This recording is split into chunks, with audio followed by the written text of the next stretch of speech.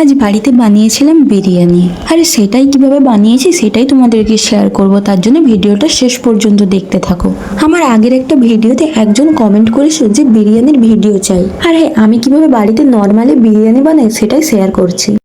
প্রথমে কিছুটা পরিমাণ চালকে ভালো করে ধুয়ে পরিষ্কার করে তারপর আবারও জল দিয়ে ভালো করে ভেজিয়ে রেখে দিলাম। তারপর এদিকে মাংসের মধ্যে ম্যারিনেট করার জন্য দিয়ে দিলাম লবণ, হলুদ, ধনে, লঙ্কার গুঁড়ো, গোলমরিচ গুঁড়ো আর বিরিয়ানি মশলা, আর দিয়ে দিলাম আদা রসুনের পেস্ট আর কিছুটা পরিমাণে সরষের তেল। তারপর ম্যারিনেট করে রেখে দিলাম 30 মিনিটের জন্য। এদিকে ভাতটা রেডি করার জন্য দিয়ে দিলাম এলাচ, লবঙ্গ আর রিফাইন্ড অয়েল। তারপরে আস্তে আস্তে করে চালগুলো ঢেলে দিলাম।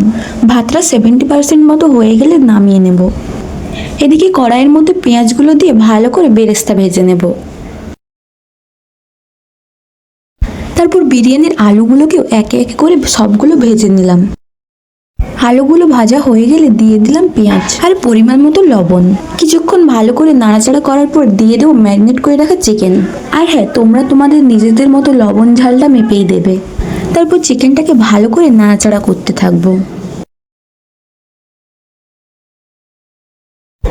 আমাদের বাড়িতে যেহেতু ঝালটা একটু বেশিই খায়, তাই আমি কয়েকটা শুকনো লঙ্কাকে ভালো করে সিলের সাইজে বেটে এর মধ্যে দিয়ে দিলাম। তারপর ভালো করে নাড়াচাড়া করে চাপা দিয়ে আবার কষিয়ে নিলাম।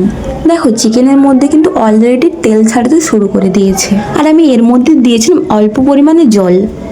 দেখো, আমাদের কিন্তু চিকেন একদম রেডি। এরপর একটা বড় হাঁড়ির মধ্যে দিয়ে দিলাম চিকেনের গ্রেভিগুলো। তারপর দিয়ে দিলাম ভাত। কিছুটা পরিমাণে ভাত দেওয়ার পরে আবারও দিয়ে দিলাম চিকেনের গ্রেভিটা। তারপর দিয়ে দিলাম পেঁয়াজের বেরেস্তা আর কিছুটা গুঁড়ো দুধ। আর হ্যাঁ, তোমরা লিকুইড দুধও ইউজ করতে পারো। তারপরে দিয়ে দিলাম চিকেন, আর দিয়ে দিলাম ভেজে রাখা আলু আর ডিম। তারপর আবারও দিয়ে দিলাম ভাতটা 70% মতো কুক করার পরে আমাদের ভাতটা কিন্তু খুব ঝরঝরে হয়েছে। তারপরে আবারও দিয়ে দিলাম চিকেন, আর এইভাবেই আমরা কয়েকটা স্টেপ করে নিলাম। তারপরে আবারও দিয়ে দিলাম পেঁয়াজের বেরেস্তা, ঘি, পরিমাণ মতো গুঁড়ো দুধ।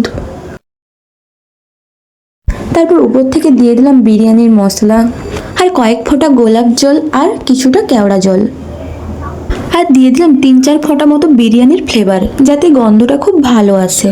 তারপর হাঁড়ির মুখটা বন্ধ করে 30 মিনিট মতো কুক করে নিলে তৈরি বিরিয়ানি। আর ভিডিওটা কেমন লেগেছে অবশ্যই কমেন্ট করে জানিও। আর হ্যাঁ, নেক্সট কি ভিডিও দেখতে চাও সেটাও কমেন্ট করে জানিও। আজকের মতো এতটাই, বাই।